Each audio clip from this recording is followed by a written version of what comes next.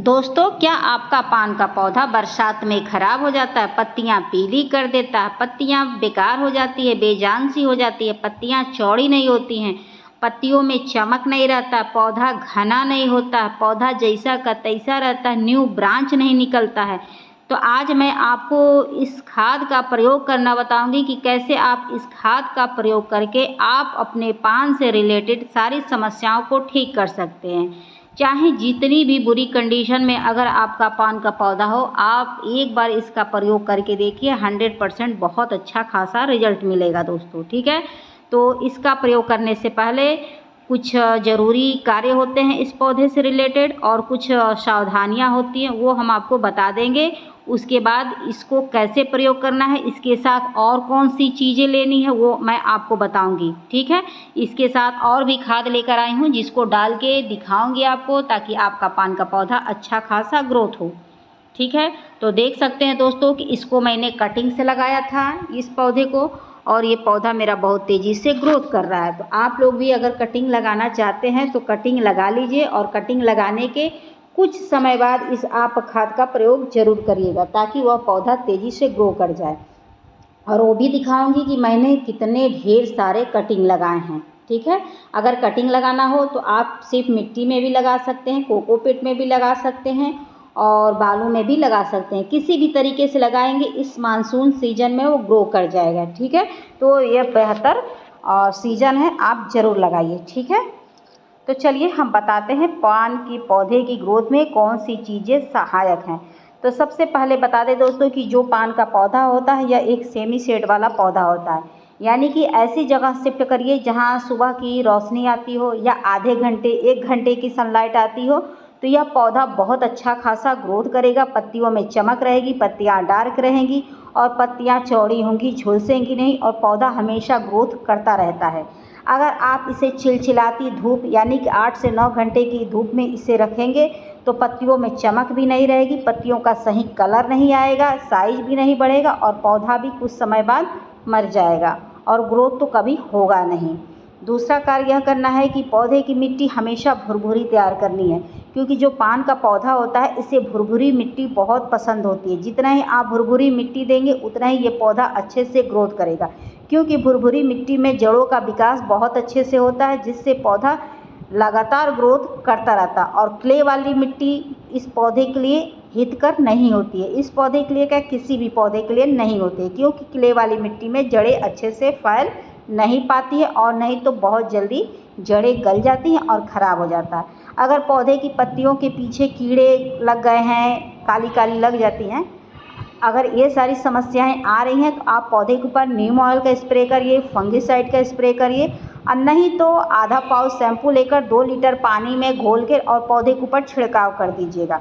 उससे कीड़े मकोड़े दूर भाग जाएंगे, जिससे आपका पौधा स्वस्थ रहेगा, सुरक्षित रहेगा। ठीक है, इस बात को ध्यान रखिएगा। तो कम से कम महीने में एक बार आपको छिड़काव जरूर करना है, क्योंकि इस पर बहुत ज़्यादा कीड़े मकोड़े लग जाते हैं। तो उसका समय रहते अगर आप उपचार करेंगे तो पत्तियां और समय नहीं पीली होंगी और ना ग्रोथ रुकेगा। और अपने वीडियो के माध्यम से मैं अपने सभी गमले भी दिखा रही हूँ कि मैंने कितने गमले भी तैयार किए हुए हैं दोस्तों। ठीक है, और कितना तेज़ी से सभी पौधों की ग्रोथ मैंने बढ़ा ली है। तो इन्हीं सब चीज़ों को मैंने ध्यान में रखा, मिट्टी का और धूप का, सही समय पर खाद का और पानी का, जिससे मेरा पौधा सभी ग्रोथ करता रहा है। और ये भी देखिए दोस्तों कि मैंने ये मिट्टी में कटिंग लगाई है और ये मिट्टी में भी चल गया है।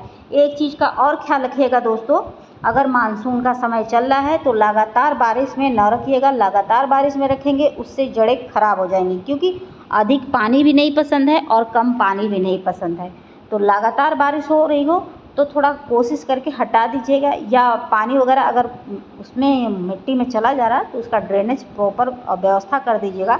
अगर मान लीजिए आपके पास व्यवस्था नहीं है कि आप उसको सेमी शेड में रखें या ऐसी जगह रखें जहाँ थोड़ा बहुत धूप आती हो लेकिन बारिश का पानी ज़्यादा पाता हो पौधा, तो ड्रेनेज का व्यवस्था अच्छा रखिएगा ताकि पानी अच्छे से निकल जाए। ठीक है, और कटिंग दिखाई दिया मैंने।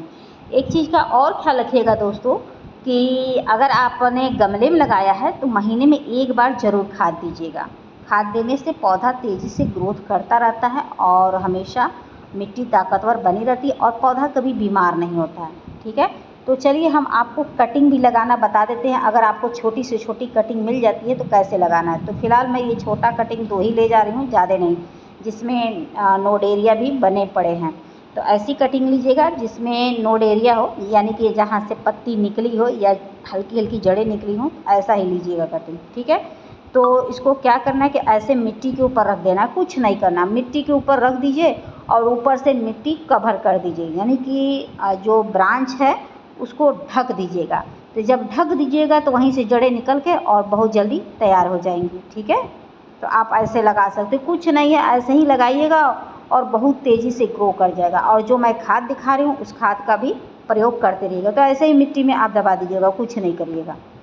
ठीक है, और जब ये थोड़ा सा रूट बनने लगे तो उसमें खाद अप्लाई करिएगा, फिर देखिएगा पौधा जंगल सा घना हो जाएगा। तो चलिए खाद दिखा दे। तो सबसे पहले मैंने पानी ले लिया है। ठीक है, पानी तो कंपल्सरी होता है। उसके बाद ये मैं फिटकरी ली हूँ दोस्तों, तो फिटकरी आधा ही डालूँगी, पूरा नहीं। तो फिटकरी डालने से ये दोस्तों होता है कि पौधे की मिट्टी एसिडिक होती है, जिससे जड़ों का ग्रोथ होता है। जब जड़ों का ग्रोथ होता है तो पौधे का अच्छे से ग्रोथ होता है, पौधे पे अच्छी खासी पत्तियाँ आती हैं, पौधे की पत्तियों में चमक रहता है। जो पत्तियाँ अपनी ओरिजिनल कलर गवा बैठी हैं, लाइट कलर की दिख रही, वो पूरी डार्क ग्रीन दिखने लगेंगी। पौधा हमेशा ग्रोथ पे रहेगा और साइज बढ़ता रहेगा दोस्तों। तो इसका प्रयोग आपको महीने में 1 बार करना है, बार बार नहीं करना है। और मात्रा मैंने जितना लिया है उतना ही लेना है, उससे अधिक नहीं लेना है। अधिक लेंगे तो ख़राब हो जाएंगे पौधे, और एक ही बार लेना है। उसके बाद मैंने ये प्याज और एलोवेरा पीसा है दोस्तों, तो इसको भी आप डाल सकते हैं।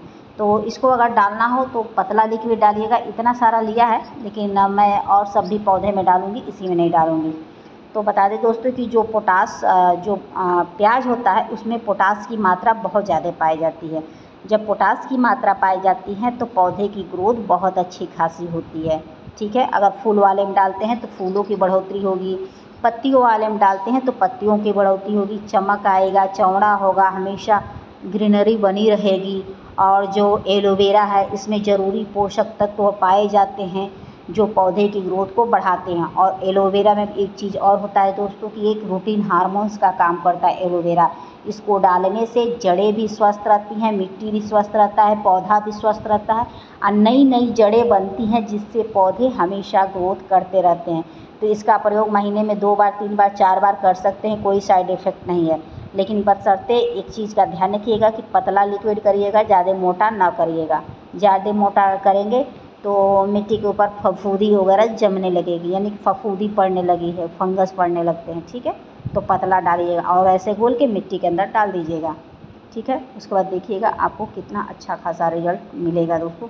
सही बता रही हूँ दोस्तों कि मैंने जब से इसका प्रयोग किया है और मुझे अच्छा खासा रिजल्ट मिला, जिसके चलते मैंने ढेर सारे पौधे तैयार कर लिए, अनलिमिटेड पौधे तैयार किए और बहुत पौधे मैंने लोगों को गिफ्ट दे दिया और कुछ पौधे मैंने रखी हूँ। अगर आपको भी चाहिए होगा तो आप लोग मेरे से संपर्क करिएगा, मैं फ्री में दे दूँगी, कोई कॉस्ट नहीं लूँगी, बशर्ते आप हमारे एरिया का हो, क्योंकि मैं पोस्ट के द्वारा भेज नहीं पाऊँगी, क्योंकि मैं एक हाउसवाइफ हूँ, तो मेरे लिए दिक्कत होगी। तो आप लोग को अगर पान का पौधा चाहिए तो मेरे से संपर्क ज़रूर करिएगा। मैं गोरखपुर उत्तर प्रदेश की निवासी हूँ। ठीक है, आपको अगर चाहिए होगा तो संपर्क ज़रूर करिएगा, मैं आपको अवश्य दे दूँगी। मेरे पास ढेरों पौधे हैं, ऐसे तो मैंने ज़्यादा लोगों को दिया है, लेकिन ज़्यादातर लोग मेरे रिलेटिव ही हैं। ठीक है, तो आप लोग ज़रूर बताइएगा। तो दोस्तों आप लोग को मेरी वीडियो पसंद आएगी तो please like, subscribe, comment and share ज़रूर करिएगा। उम्मीद करती हूँ कि वीडियो पसंद आई होगी। पसंद आई होगी तो प्लीज़ बेल आइकन का बटन दबा दीजिएगा, ताकि मैं नेक्स्ट वीडियो लेकर आऊँ तो आप तक आसानी से पहुँच जाए। हो सकता है वह वीडियो मेरी आपके लिए हेल्पफुल हो। और कमेंट करना ना भूलें, आपसे रिक्वेस्ट है। ठीक है, तो फिर मिलते हैं नेक्स्ट वीडियो में नेक्स्ट टॉपिक के साथ। Thank you for watching, bye bye.